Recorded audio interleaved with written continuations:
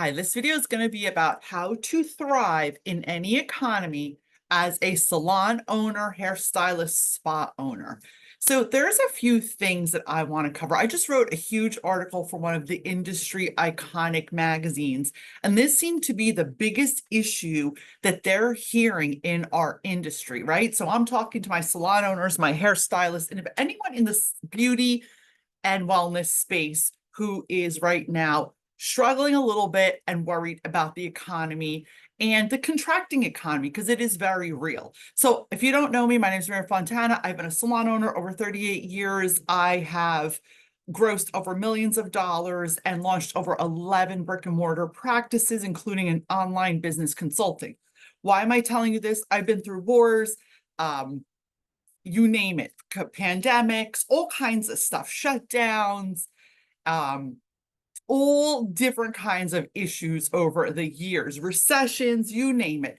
And what I know for sure are here are the base things, the foundational things that you can do to implement that could change your business from struggling or just getting by to actually thriving. So get out a pen and paper and let's go. So number one is I want you to do a money leak assessment. What does this mean? This means you're going to go into your bank account, into all your automated payments, and you're going to actually look. Where is my money going? I have clients who find hundreds and sometimes thousands of dollars going out on random subscriptions, auto renewals, stuff on Amazon, stuff on Apple. You know where I'm going with this. The subscriptions and the crap that you think you need spontaneously then is really not producing you profit. So go in and check your money leaks. I can't tell you how powerful this is because when you do check your money leaks, guys, you will see monthly, there's a lot of money bleeding out and leaking out of your business that could be staying in your business so you can reinvest in the business. So number one is go in and fix your money leaks. Go across the board, anywhere there's money on auto pay, anywhere there's automatic withdrawals, go through all your bank statements, all your credit card statements, and start deleting what is not necessary or profit producing in your business. Number two is I want you to double down on reducing costs. Now, a lot of people are like, well, how can I do that, Maria? You can negotiate with anyone. If you are feeling the contraction right now, you can talk to your landlord to maybe reduce your rent for the next 6 months. You can reassess all your products. I just did that in one of my brick and mortars. I reassessed my products. I reassessed the cost. I do this with my clients. We looked at what's the ROI, meaning what's the return on investment of this product?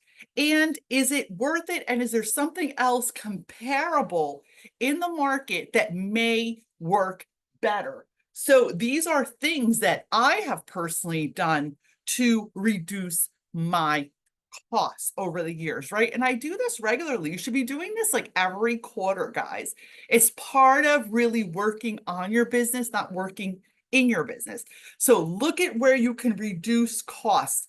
Also, there's a lot of stuff we waste money on. Cute things in the salon, cute little extras. Boil it down, drill it down to what is necessary, what is making the client experience amazing, and what is really necessary to give that client a great experience. I had a meeting yesterday with a client who we boiled down things, we drilled down, and it's like, you know what? That really doesn't matter. This doesn't matter. So really look at what really matters, where you're spending the money, and where you can eliminate things that are not helping you produce profits, right? We get so complacent. So be honest with yourself. Take the time. And again, assess your business. Look through everything with a fine tooth comb. Be like, where is money bleeding out here that I could actually be saving some money? I mean, something as ridiculous as one of my clients started buying her foil in bulk as opposed to getting these colorful, fun foils, and they are strictly a lightning type of blonding salon. She saved thousands in a year by making one little tweak, right? Same thing with lighteners, same thing with color. Now, again, it depends on your niche, it depends on your business, it depends on your brand, but shop around. Sometimes the bigger brands aren't the better deal. So really get out there and analyze what is going to be the best move for you. And again, make sure your pricing is relevant to your market and to what is happening in the world. Number three, and some people give me kickback on this, but hear me out. I learned this from one of my mentors who's not in our industry. And sometimes you have to think outside the box. Have your team, if you're more than a one-person gig, think about how you can maximize you and your team to start adding more profit-producing tasks into your day. Again, we get really complacent. We forget about maybe selling our retail, right? We forget about adding on another service. We forget about cross promotion. We forget about asking for the referral. So all these little things, we forget about pre-booking, making sure there's an SOP. And for those of you who don't know what that means, a standard operating procedure. I'm going to talk about this in another video coming. So stay tuned, make sure you subscribe, hit the bell so you don't miss any episodes. An SOP is a term that is used in corporate America. It is used in big business, but I have incorporated that into the salon industry. And what does that mean? A standard operating procedure. So I create a video that explains step by step how I want something done. So when I'm onboarding somebody, that is part of their onboarding. So it could be what a appointment looks like, from consultation to middle of the road to closing the sale to walking them out to making sure they get retail to making sure they rebook to making sure they have a referral card, referral app, referral system, making sure you get their Google review, their Yelp review. This sounds like a lot, but when you get a system in place and everyone's on board, the way I get everybody on board is, and I help my clients get people on board, is it's basically growing their paycheck. So this is another mindset shift. It's not about the salon owner and the stylist being separate. It's about the salon owner growing the stylist dreams inside of theirs. So it is a mutual thing. And if the owner, as an owner, you go in with a different mindset, I can promise you, your employees are going to have a different mindset. So take ownership of that. Don't come at me for saying this. This is the truth. We all need to take ownership of our own behavior, our own energy, and how we're showing up. So by getting them invested in their own growth, these things are not for me, the owner. These strategies and ways of operating every day are ways for you to increase your income, right? It's all about that. It's all about growing their career inside of your dream.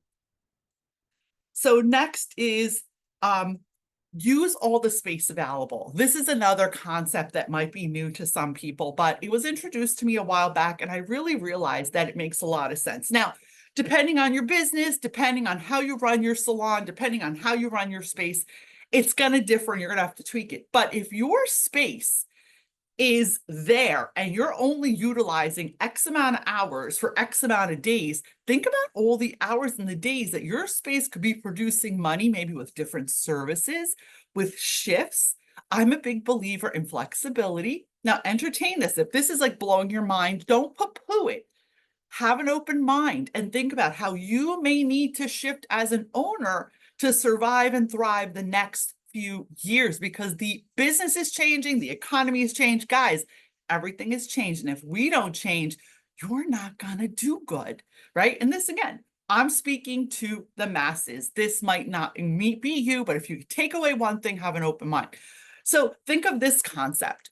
You have different shifts, you have flexibility. Some people want to work mornings, I found. Some people are evening people. Some people want to work weekends. Some people don't. When you have a rotating shift and you kind of try to accommodate different strengths in people, it actually fills your chair. So you have to shift your mindset and think about, how can I make one chair actually have 2 to 3 shifts a day, or a space double as something else? Maybe someone else comes in for a massage in one of your rooms. Maybe someone comes in and does nails.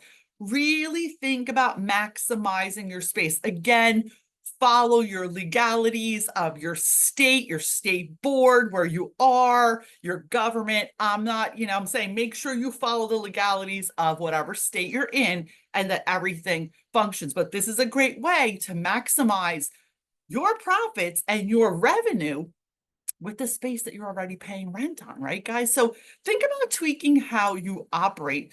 Another idea is I've had some salon owners actually merge their businesses. Now, with the cost of the way things are, some people, depending on, again, where you are in your career, what you're doing, maybe a merger with another like-minded salon owner might be a great idea. There's so many ways where we can really assess, save money, and change up how we're doing things.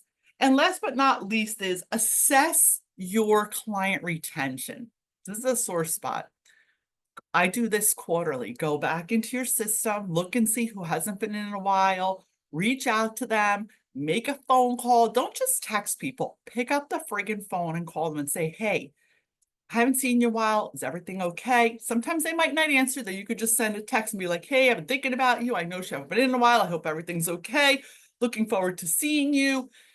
Here's the booking link, or just text me back. I'd love to get you in the books.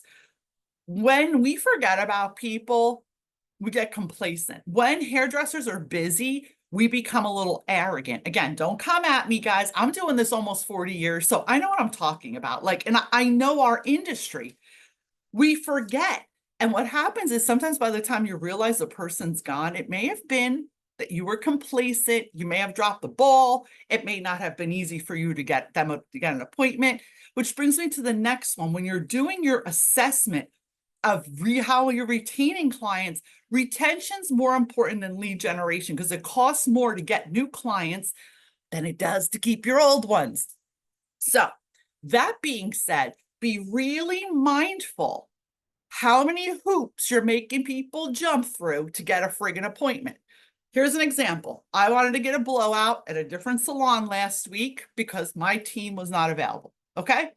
I like doing that because I get to assess how another experience is. What can we do better? What did I not like? It keeps you grounded when you go to other salons, right? So I have great rapport with all the salons in my neighborhood. We're all friends and we support each other. Point of the story is I had to jump through hoops. I just wanted a blowout. It was impossible to get through to anybody. I had to fill out an application.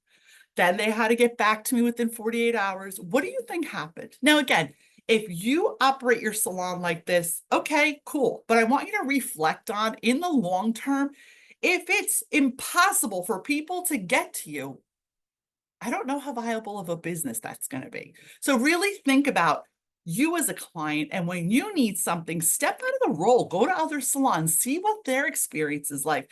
If it's impossible for me to get an appointment with you, and it's really hard to just text you or schedule online or just call, you lost me as a client. So these are all really viable and realistic strategies that you can implement into your business and making some shifts along with changing your mindset a little bit, guys, because if you don't shift how you think about things, things are going to be really hard. And if you're in resistance, it's going to be really hard to grow your business, especially in tougher economic times. If you'd like some support with any of this, head on down below this description, schedule a consultation with me. I'll be happy to help you get some clarity on what the next best steps are in you growing your practice for success and abundance. Guys, I will talk to you soon. Make sure you subscribe. Make sure you share because sharing is caring. And thanks for watching. Stay tuned for the next episode.